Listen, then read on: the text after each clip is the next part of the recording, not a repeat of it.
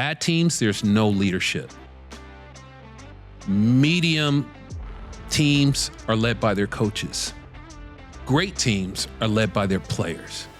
And that's what needs to happen here. This is the Sean Miller Podcast, presented by Deer Park Roofing. Now, here's your hosts, Paul Fritschner and Adam Baum.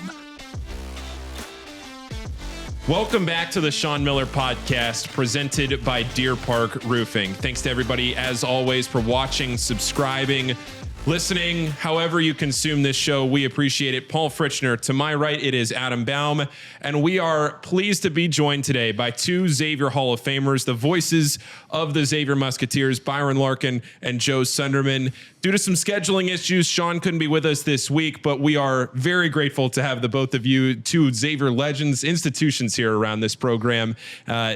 Joe, Byron, it's great to have you on. Thanks for being here. And Byron, if I could start with you, and I'd love to hear both of your thoughts on this. We're doing this podcast. We're relatively new to this podcast, but you guys have been doing this coach's show with Sean at Dilly Bistro for a while. So Adam and I were wondering if you guys had any advice on how to do a show with Sean Miller. Ask good questions. Like he says, don't take dumb shots. Don't ask dumb questions. No, Sean is great. I mean, Sean is easy to deal with. You guys have dealt with him. I know, Adam, you have, covering the team. And Paul, you've been around him enough that the thing I love about Sean, he's the same way always. Like if they're winning, if they're losing, he seems to be even keel enough to answer your questions and engage with him. So my advice is just be yourself, because that's what he's going to be. Yeah. Joe? No, I've watched your podcast. It's excellent. I would just keep doing what you have been doing in the past. And Sean is a pleasure to work with. He gives nice, in-depth, detailed answers. He'll anticipate your questions sometimes and even answer that question before you maybe actually get to it, which is fine, because generally I know people like to hear from Sean Miller say more than, Byron and Joe when you're certainly talking about the team, and he's excellent at that. But your show's great. I wouldn't change anything. I think you're doing a great job. We appreciate that, Joe. Thank you, guys. Well, again, you guys have been around this program for so long. Byron, 2,696 points in your career. You guys have been broadcasting together since the 1998-1999 season. So you're going on, 25 years, close to 25 years that you all have been broadcasting together. And Joe, I want to ask you this, and we'll get into your playing career, we'll get into all of that, but from a broadcasting perspective, and I've been fortunate enough to pursue a broadcasting career over the last 8 years or so since I was a freshman here at Xavier in 2015. And I think one of the most interesting things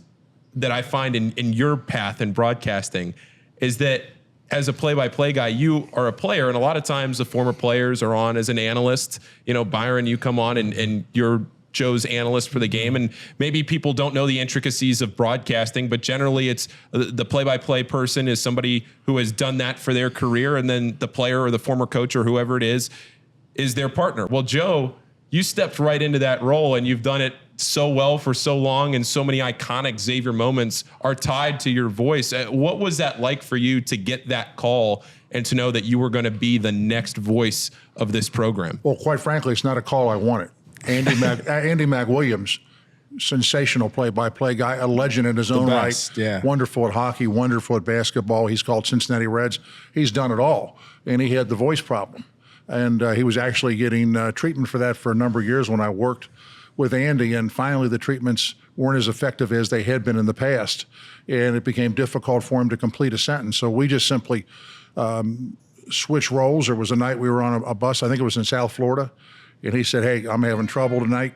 You've got to do the play-by-play." And it's like I had about a half hour's notice, which was probably a blessing. Nice. So I ended up doing the coach's interview, and the next thing I know, I'm doing some play-by-play. But I'd been around it enough, and I'm fortunate I have a boy and a girl as children. They love sports, and I would do play-by-play with them in the backyard when we're shooting baskets. So in a sense, I had been practicing without even realizing it, I guess would be part of maybe my preparation for it. But if you're around it enough, and I work with a lot of announcers here at Xavier. I worked first with Bill Sorrell, and then a guy named Red Pitcher who used to call the basketball the pumpkin, and Dale McMillan, And then finally, Andy McWilliams, we worked together on TV for a while.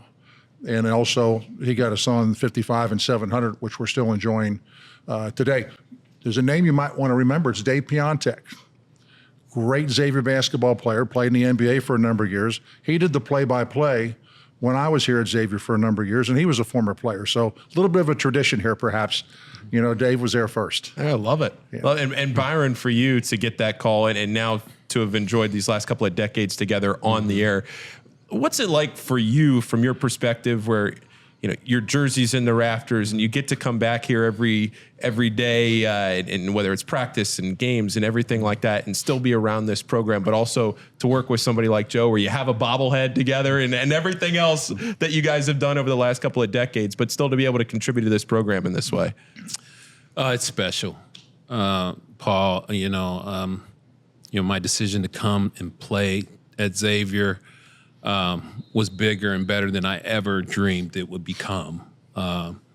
Because I always knew I wanted to play college basketball somewhere. I wanted to play in the NBA. I played professionally overseas for a couple years, and then that didn't work. I mean, after 5 or 6 years of doing that, I know I wanted to come back and just get resettled. And kind of like Joe, when I first got the call from Joe Frederick, who worked at 700, he says, "Hey, B, you want to do the Xavier games on the radio?" I'm like, "Nah, I don't think I want to do that. There's a lot of traveling and, I just want to move on."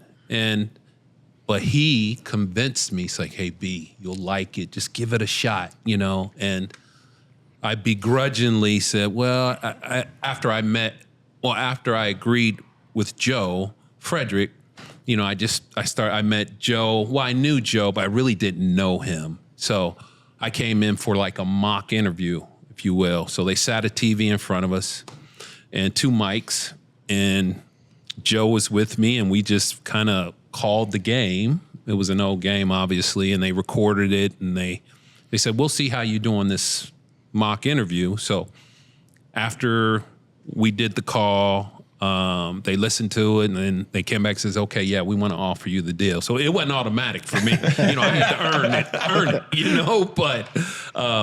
But after I met Joe and got to spend some time with him, and it's just the best thing that I've ever done. It's truly a labor of love. I mean, it's some work, but it's kind of like playing because, we have to prepare.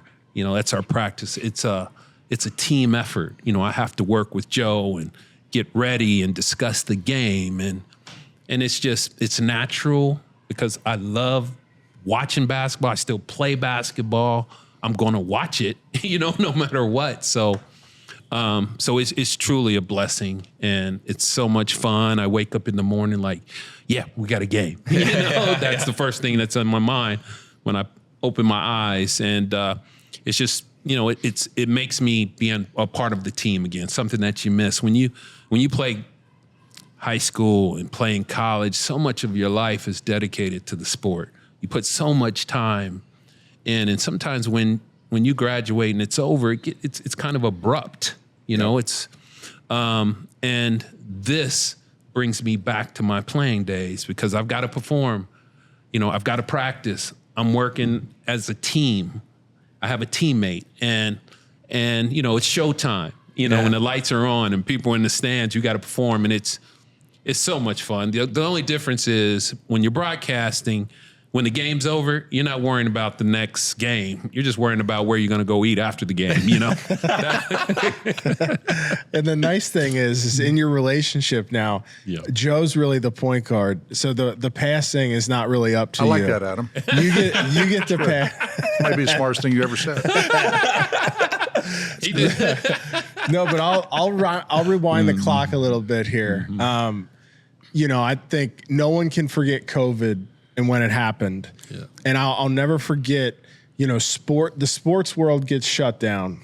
And at the time I was working at the Cincinnati Enquirer, and I remember my boss called me and he said, we have to find a way to fill the sports section when no sports are being played. So as, a writer and a reporter, I had to go out and find stories that weren't tied to a sporting event or a game that was played. And one of the very first phone calls I made was to you guys. And I said, I want to write a story about you guys. And in hindsight, it was one of my favorite stories that I ever got to write. And the thing that was super interesting to me, and Byron already kind of touched on this, but this whole ordeal with broadcasting was unforeseen. Neither one of you set out to do this. Neither one of you, it was never your dream to be broadcasters, but here you are. And Byron, you kind of already told your story, but Joe, I love how you got introduced to this craft, if you don't mind taking us back. I had played 2 years at Xavier, finished my sophomore year. During the summer, I started having knee problems and tried to play my junior year, but the knee just wasn't working right. So we got looked at, and Dr. Zenny operated on my knee, put me in a cast from my upper thigh down to my end of my toes, was what they did back then. So that season was gone as far as basketball. That would have been my junior year. Well, in February, I had my surgery, I think in January, maybe end of January. Towards the end of February, the gentleman who was doing our games, who I'm forever grateful, Bill Meredith. He was a teacher, a coach, and a broadcaster. And actually, was a recipient of all three of his skills in my life here. I'm sitting on the bench at Schmidt, actually where we used to sit for the games, our home bench, watching practice. And he came over, he was kind of laughing. He said, "Hey, Sunderman, you're really not doing a whole lot, are you?" And I said, "Well, watching practice or whatever," kind of. And he said, "I need you to help me broadcast." On Friday night, I had gone to LaSalle High School. LaSalle was playing Elder at LaSalle High School. And he said, "Would you come over and help me broadcast?" Well, right away, I got a feeling in my stomach. That was the furthest thing from my mind. And I said, I don't know. He said, "I need you." And I kind of took a step back, and he took a step towards me. He says, "I'll need you on Friday night. I'll need you there by 6 o'clock. He said, "Show up, come up on the stage, sit at a table." So he kind of pushed my hand a little bit. And the next thing I know, I'm at LaSalle High School on a Friday night. We sit down at the table, and I quite said, "Hey, Mr. Meredith, what do I do now?" He said, "It's easy. When I tap on the table, you talk. When I tap again, stop." And he was great about it. I mean, we started, I'm going to tell you, like 5 minutes into it, I thought to myself, I like doing this. This is fun. And it felt kind of natural to me. And so we obviously finished that game, and I may have done another one that year with him. And then when I graduated 2 years later from Xavier, I worked some more high school games with him. And Bob Stack and the people at Xavier decided they wanted a former player to sit in on the broadcast. Well, there's a gentleman named Paul Olding that helped recruit me out of Western Hills and LaSalle High School, and he was also a parish member at St. Catherine's where I had gone to church. It was influential in me coming to Xavier in the first place. He said, "Well, I've heard Joe do the radio with Bill on the high school games. You might want to look at Joe." And Bob Stack endorsed that and made it happen for me. So I've got a lot of people to thank: Bill Meredith, Paul Olding, Bob Stack. So I get a phone call, and they say, "We'd like you to sit on the radio broadcast." And much like Byron, I thought, well, that would be a good experience for me personally to have to do that. And I thought, well, I'll do it for about 2 years.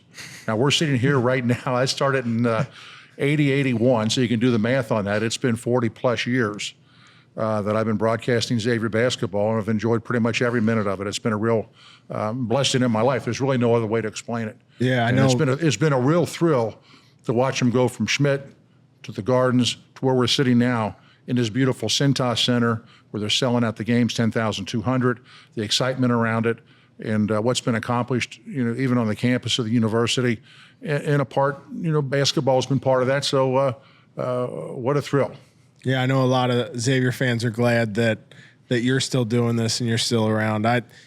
Maybe two of the most just purely beloved people around this program. We're glad to be here, I'll tell you that. Yeah. We are. Joe, real quick, Elder won that game, right? Did they? Boy, that's right, you're an Elder grad. You know what? I don't think so. I really truthfully don't know, but I doubt it. Don't tell me that. Yeah. I'm trying to remember, there was two great players. It was Gamford and Fetterman. And I think I know I broadcast one of their games. It might have been a couple years later. We did another Elder LaSalle game, 2 great centers in the city coming out of high school. Fetterman went to Tennessee, and Ganford ended up going to Purdue. Wow. But that was another one of those Elder tilts. And Oh, yeah. of course, you were on the state baseball team, right? That won the state. I was. Yeah, I that's was. a heck I was of an the bullpen accomplishment. catcher. Hey, you don't know? sell yourself short. No, it was Yeah. an important role. Someone had to warm up the pitchers. Did you guys beat Moeller that year? you were on a won great state, baseball but did team. you beat Moeller that We year? did, Byron. You're We sure of did. that, aren't you? We've got 3/4 of the We should have GCL. held this interview on the west side. Yeah, that would have worked. No, we're That would've fine worked. right where we are. I'm on beat.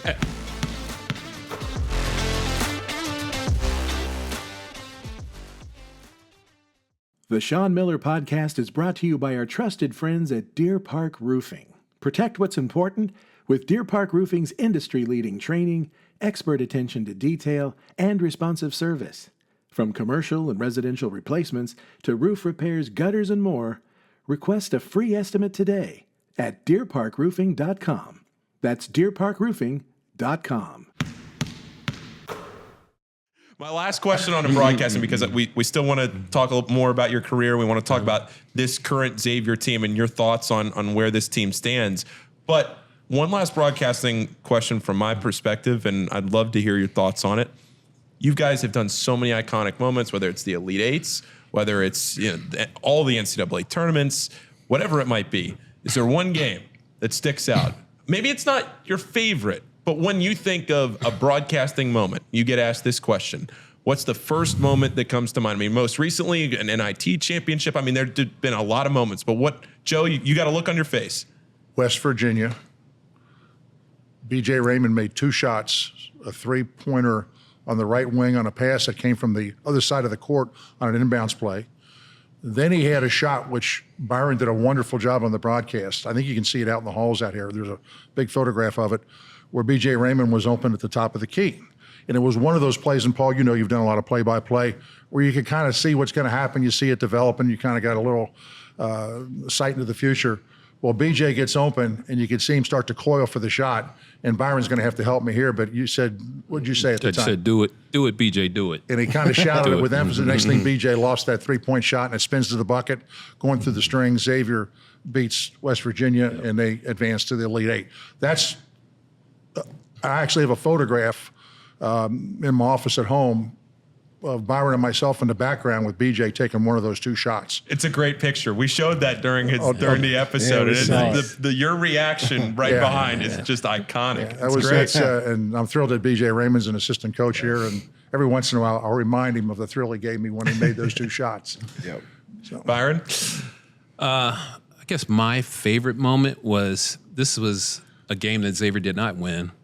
This was, I think, we were on the West Coast. Xavier was playing against Kansas State. Oh, yeah. And I think we went to overtime. Kenny Freese was on that team. But to Holloway, it was a back and forth game. Great game. I think Crawford was playing for Xavier Yeah. at the time. I'm Yeah. not sure, but I know Tu Holloway was on the team, and it was a close game, back and forth, so close. I think it was maybe the last game in that region for the day, and this was on the West Coast, and not a lot of Xavier fans, not a lot of Kansas State fans, but the fans that were there just were so into it because it was back and forth.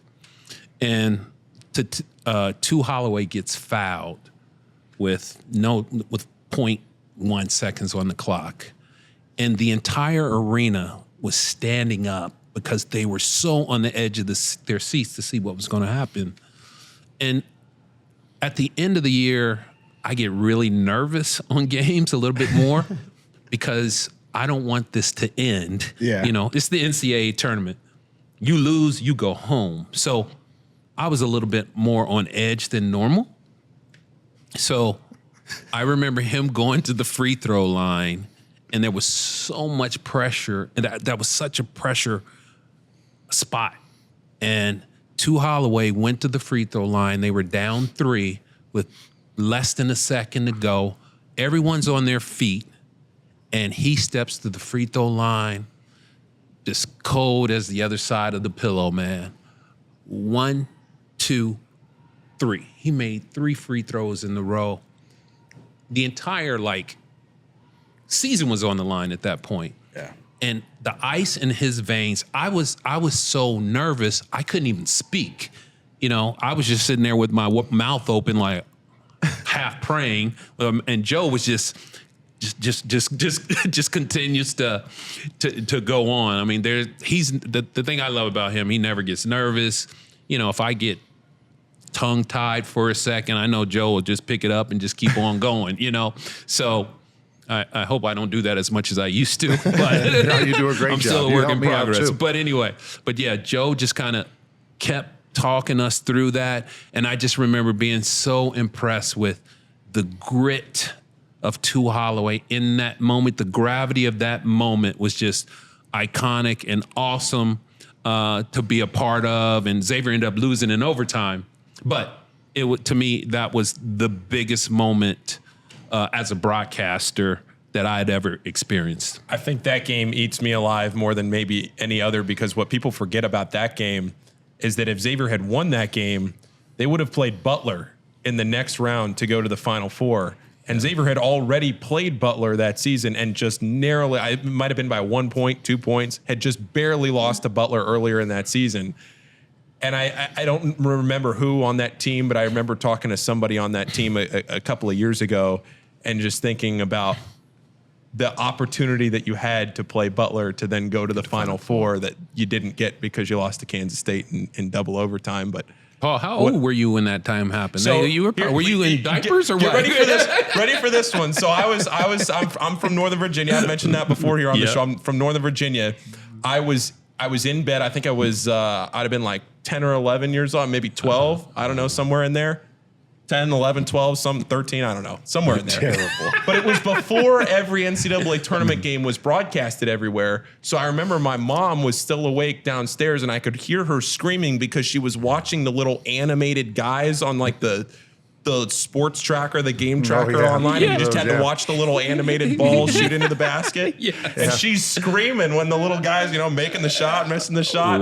I'm waking, I'm going, it's 1-8, because that game was in Salt Lake City. Yes. So it's a time change. Oh man, that was was great. brutal on young Paul, but here we are. Here we are. Here we are. So many years later. There's a lot of people that would like to see Tu Holloway's jersey hanging up there New Year's at the top. I totally agree. Yeah. Remember when he was a freshman, they played Memphis and Puerto Rico?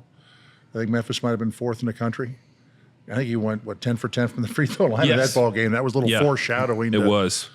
He was a big shot kind of guy. That moments like that are a great indication of what a player's headspace is like and what their mentality is like in those big moments. Like if you can take advantage of those things, you cement your legacy and you remind people that, look, no matter how big the moment is, I'm ready for it. Yeah. And that's a big thing, because you see people watch the guys go out there and, they'll miss a free throw and they'll be like, how can you miss that free throw? You do it in front of 10,000 people with your season on the line. And these players are still kids, 18 to 21-year-old, 22. Well, now to transfer portal and, you got some older dudes out there, but still, they're not fully formed people yet. And I just want people to realize, like, hey, they're nervous. You're at home watching the game. You're nervous. They're nervous as well, but they just have to go out there to perform. So it's a little harder. So when I broadcast, I try to remind people of that it's just not automatic. You just don't make every layup. You don't make every free throw. The guys aren't trying to miss. It's just sometimes it's hard. It's hard. You have to develop confidence. You have to do a lot of things that people assume, like, well, how can you miss that jump shot? How can you miss that free throw? It's just a little harder than it looks. And, when people kind of appreciate that, that's what I try to convey to them. Sometimes when the game's going on. I'm ashamed to admit, me and Paul got some shots up today. I went 12 of 20 from the free throw line, Byron, which is not going to cut it. And to your point, it's not easy, Well, just put some people in the stands. It gets harder. Turn off everything. Put some television all cameras those in there. 10,000 sets of eyes on you. Yeah. You need to add that into it somewhere. Joe, Yeah. what do you remember from your career and now watching the games and broadcasting in your perspective of, what these players are dealing with and what they're trying to accomplish here and with so much attention on them now? This particular season right now? Just in general, yeah, especially with this year. Well, I've never met a college player that wasn't trying 100% for starters. Everyone is trying. Everyone who walks out there wants to be successful. I do think experience has an awful lot to do with it. I know when I came to Xavier, I was probably 6'8.5", 190 pounds. I was 18 years old. My birthday was like July 22nd, so I was young. And what you don't realize, if you're that thin, you need, like Byron said, the older you get, the stronger you get, the easier it is not to foul, the easier it is to maybe play better from a situation of being a post player or something along those lines.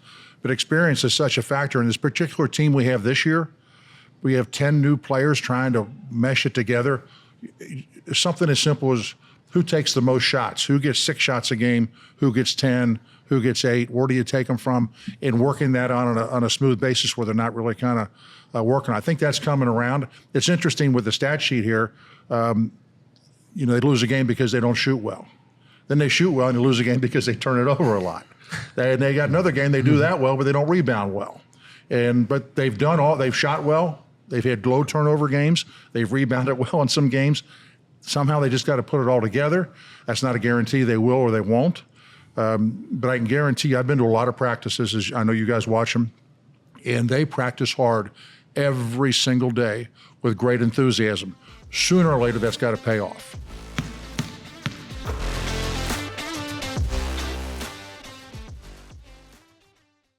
The Sean Miller Podcast is proud to partner with Payroll Partners, where you're not just a number. That means providing a best-in-class HR and payroll experience that was built on award-winning technology and live support customer service with a dedicated payroll specialist who's just a phone call away. You shouldn't have to choose between technology and customer service. At Payroll Partners, you get both. Payroll Partners is locally owned and operated by a proud Xavier alum. For more information or to request a free demo, visit payrollpartners.net. That's payrollpartners.net. But I am curious, there had to be moments in your career where things did not go the way that you wanted them to go. And as a leader, as someone who prided themselves on being a leader of a team, what's it look like to work your way out of it? How do you find your way back? That's the one thing I remember most. You don't always have instant success. You'll lose some games. In fact, when I came to Xavier, I think the year before I came here, or 2 years prior, they had won 3, then they had won 9. So we were building to try to get to 500. And I think I mentioned this another time on a podcast. We finally beat Duquesne my sophomore year. They actually had Norm Nixon was on the team. Then I watched playing the pros for years and kind of had an interest because we played against him at Schmidt. And we won that game. And that was towards the end of the season. I don't know how many people we had in the stands. There weren't a whole lot. But they stood up, and if I remember it correctly, we got a standing ovation, and it's because we finally guaranteed a season over 500. And it had been the first time, I'm thinking, in maybe 10 or 11 years, Xavier had surpassed that mark. So it was, a difficult deal. In fact, when I played at Xavier, we'd play Marquette 2 times, Detroit 2 times, Dayton 2 times, Notre Dame and Cincinnati. They were all top 20 teams. So right away, if you look at the schedule, it could be very difficult at times. The rest of the schedule was more something you could manage. But you still have to practice. You still have to be there. On every team, especially when crunch moments, players are going to defer to certain guys. And I wanted to be that guy. And that was my responsibility. I just felt it because that's what I learned from Ralph Lee, who used to be my captain for 2 years. He left, and it was like, okay, I'm assuming that responsibility. I have no problem with that. So that's just kind of what I took on. When you see a team that's struggling, you just have to do it every day in practice. You have to practice better. I think the better you practice, the better you're going to perform. It's not a mystery. If you want to shoot better, you have to make more shots in practice. You have to come in and do the extra work. And, I think some people are asking, there's a mystery about being successful. And I truly believe that it's not. It's the guys who put in the most work are usually the better players. The guys who practice the most usually perform better. The guys who read the most are usually your best students. The guys who are at the range enough all the times are usually their best golfers. It's the guys who put in the work, and you get the results. It's very simple. That's what I was taught, from my parents about if you want to be successful in anything. And so when things are not going better and we're not going well, you have to get into the details and really shore those things up. And that's kind of how you get out of it. But you got to be led by some of by the players. I think bad teams, there's no leadership. Medium teams are led by their coaches. Great teams are led by their players. And that's what needs to happen here for Xavier to turn things around. I think most good teams are led by their best players who are their hardest workers. So, when I first came to Xavier, I was, my first 2 years, we had 4 seniors or 4 upperclassmen. So I was the young guy until, Ralph Lee, Richie Harris, Walt McBride, Eddie Johnson, guys like that. They were the upperclassmen. So I was just kind of the little brother, playing my role, still doing my thing. Then after they left, I just felt a sense of responsibility. I'm like, now this is my team. It's my responsibility to set the tone. Joe, you were going to say Well, I something. would go back even to the Bob Stack here. I think it's Steve Wolf who was part of that team. He was captain for Bob Stack, and he was given the task of sort of keeping the players going the right direction. Then you had Ralph Lee was a sensational captain. You learned from him. Then you've got Byron Larkin, and there's been a nice string of players that were vocal and were able to speak their mind to their fellow teammates, and that is important. They have that even if they are not the best player, but they're a decent player and they participate. Some guys just wear that mantle well. Dante Jackson did when he played here. I mean, he would tell everybody and anybody if you weren't in the right spot and do it in a way that they respected him and make the team better. Yeah. But I got to tell you a story about my buddy Byron here, if I may. Absolutely. One of the reasons he's here is the Ohio State NIT game at the Gardens. Yeah. He was trying to decide where to go. And, my buddy here had offers from around the world. He could have played football or basketball basically anywhere in the country. And some schools said, you can come play both. Now, if they'd let him or not, that would have been interesting to see. But like Michigan, Purdue, and on and on. But he went to the Gardens and watched the Ohio State Xavier NIT game, and the Gardens was just rocking. It was a spectacular environment, and he enjoyed that enough. And he said that was the pebble on the side of going to Xavier that tilted the scales in our favor, which was a monumental pebble. I want to tell you what, his jerseys in the rafters, the points, a young man coming from Cincinnati Moeller, stirred all the local interest, and it had, has yielded tremendous results. It helped that he could play too. Yeah, he could play. Good player. I was doing the analyst back then, right? Andy said, "What do you need to do?" I said, "Well, let me think about it. I'll give the ball to Byron." If Byron accepted that ball willingly, yeah. Absolutely. Well, your shooting percentage is over 50%, right? Yes, for your career. So, yes, sir. I'm thinking if I'm coaching him, and I kind of laugh about this, I would make him shoot till we lowered that to 49%. Yeah, because you're getting good results, right? Joe, I could have played for you. I let you shoot. I also give you that big green light.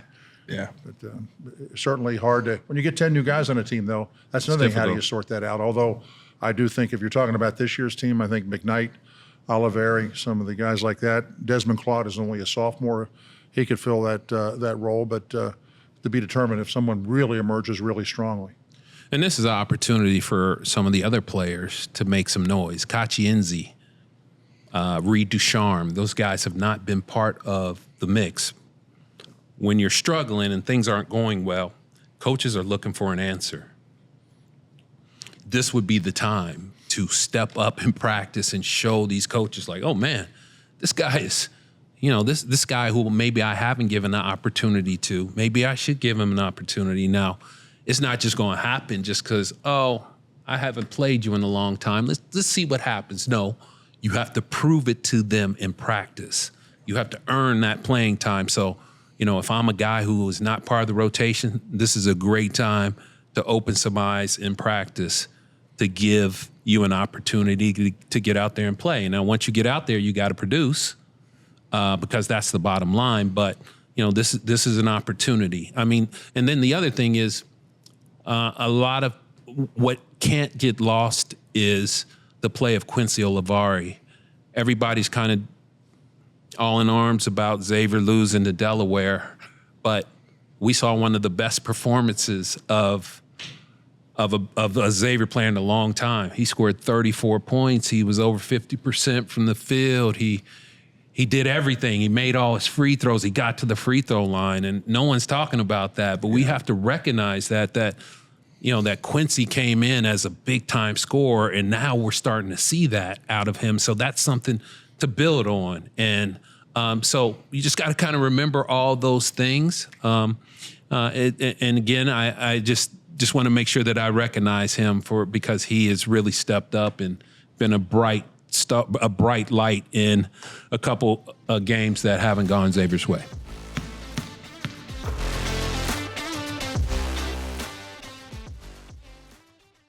The Sean Miller Podcast is brought to you by Deer Park Roofing, and their company motto is protect what's important.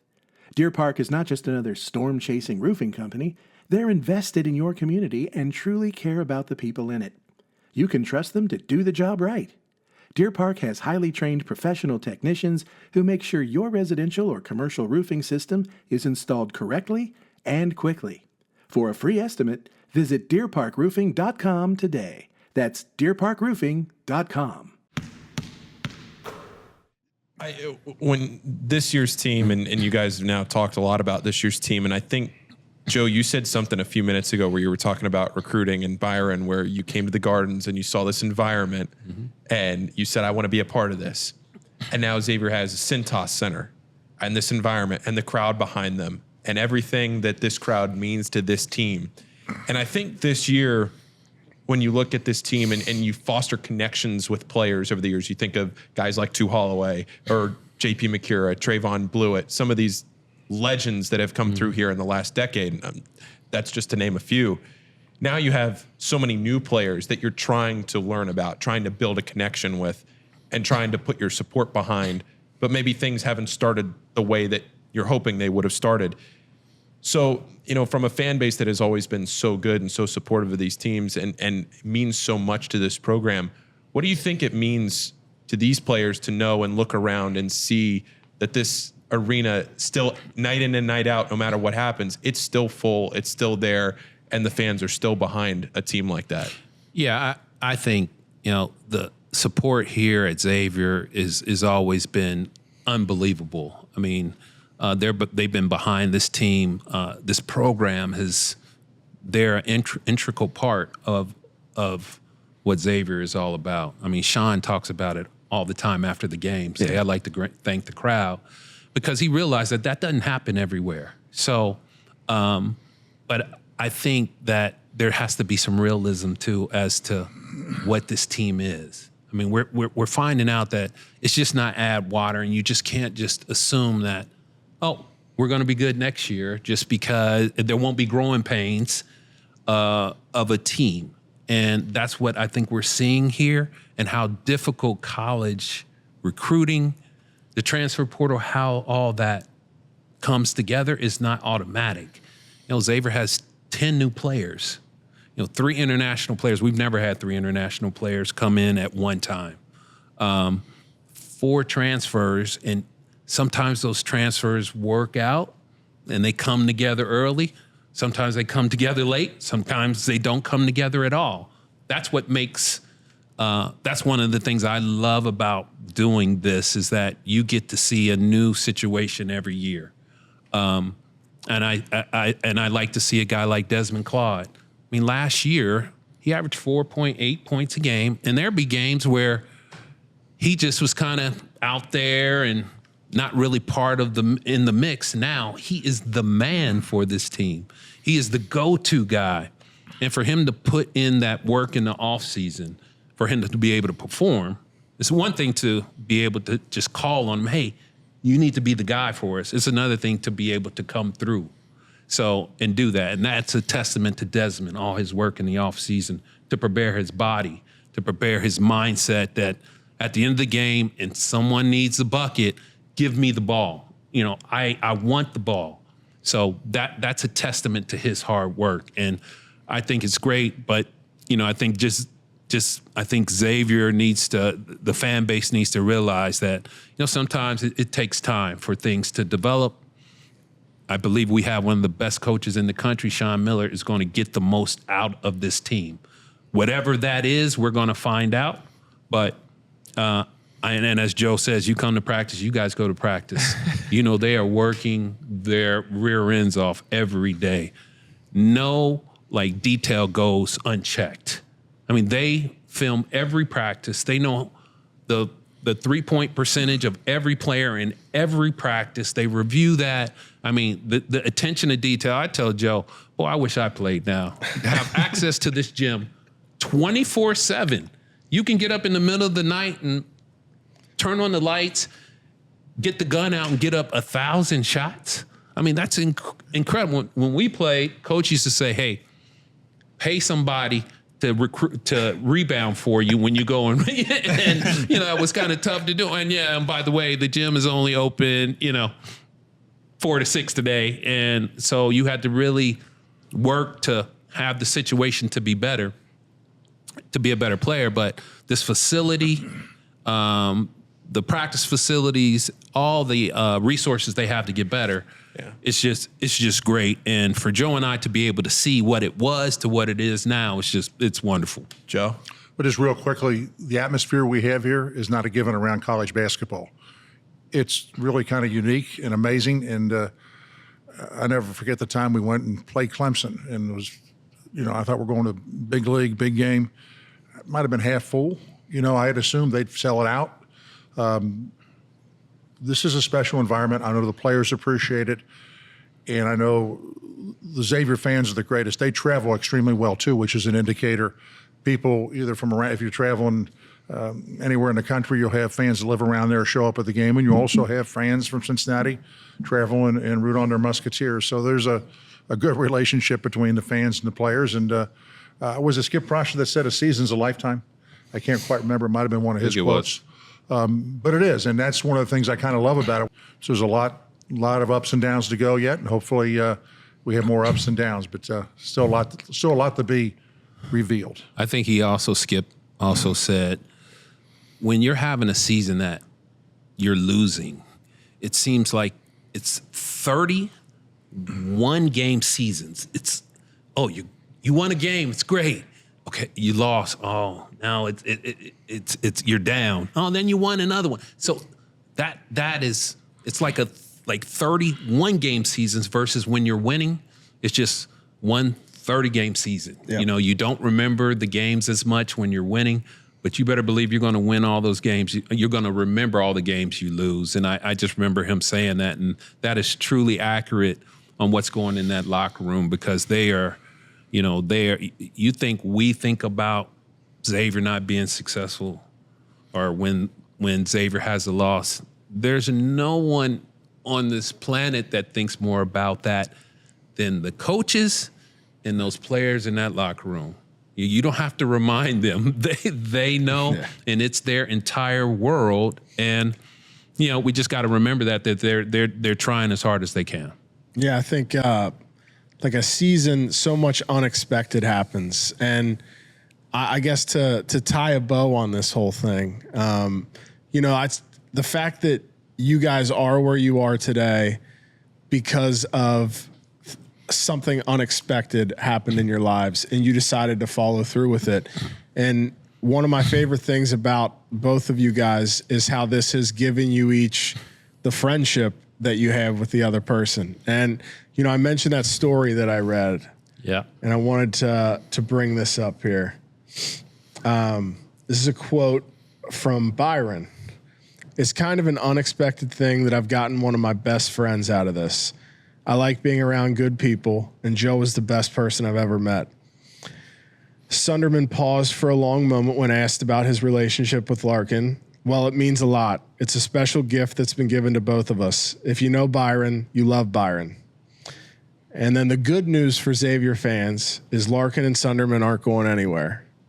I look at him sometimes like, Joe, how long you want to do this? Said Larkin. And he'll say, I don't know, B, how long you want to do this? Until they take the mic out of my cold, dead hands. So That's I think, so true. I think like it's not outside the realm of possibility. If I had to lobby for something in my lifetime, I want a Byron and Joe statue out in front of Cintas Center. I think that's how important you two guys are to this place. That's how much you're loved. And I go to these other campuses and I cover other teams, and I think like, do they have two guys who are ambassadors and representatives of their school and their program like Xavier has? And I think it's really cool that you guys are here and that Xavier fans have you guys in their lives. Well, I sure appreciate those comments, but I'm thrilled with the bobbleheads. I'm satisfied. A life-size bobblehead, though. Bottom line is we enjoy doing this, and we feel very fortunate to be sitting here, even doing this interview, and to get to sit up at Cintas and do these games. We tell ourselves that all the time. So it's we love it. I mean, just because we both played here, we're both from Cincinnati. We both believe in this university. We believe this is the best school in the world, and we both bleed blue. I think we're both from the GCL, so I think we have that common background, common values, and he's become my best friend. I mean, we go on vacations together. We play golf together. We're, at our kids' weddings, and it's just, it's a relationship. Our wives are really enjoy being together. So shout out Terry and Mary Lynn. Shout out to Terry and Mary Lynn. But yeah, it's just truly, we just love it. And I think we're both nice people. That probably helps. We understand that, fans want to be heard, and, it doesn't take a lot of energy to be nice. I just think being nice and being a good person goes a long way. And I think I've learned a lot of that from Joe, because Joe has really showed he's kind of the leader of our group, just because he's got a couple more, years under his broadcasting. But, we just love it. It's a labor of love, and, we just love everything about Xavier basketball. Well, gentlemen, thank you very much. Adam and I sincerely appreciate you guys taking some time today to talk about this program and your careers and everything else. So thank you guys. Paul and Adam, thanks for having us on. Future recurring guests. That's right. On the Absolutely. Sean Miller podcast. Yeah, let's do it. Come back, maybe. Yeah. That's absolutely I'm right. thinking maybe we do an episode or something where it's like we're on the golf course and that Josh has the cameras rolling haven't and seen they me just play enough follow golf. us for a We round just- of Just golf. as long as Josh can kind of edit some of my shots. To put a Can you do that straight for me, shot Josh? tracer. Okay. That's the only way I'll do it. No, but we appreciate you guys being here. Yeah, Yes. absolutely. And thank you to everybody for watching and listening. Thanks, as always, to our presenting sponsor, Deer Park Roofing, and all of our sponsors that help make this show possible. Make sure, if you haven't already, you subscribe to our YouTube channel. You follow us on all social media platforms at Sean Miller Pod. We'll see you next time on the Sean Miller Podcast. This has been the Sean Miller Podcast, presented by Deer Park Roofing, with your hosts, Paul Fritschner and Adam Baum. Join us again soon for another episode with the head coach of the Xavier Musketeers, Sean Miller.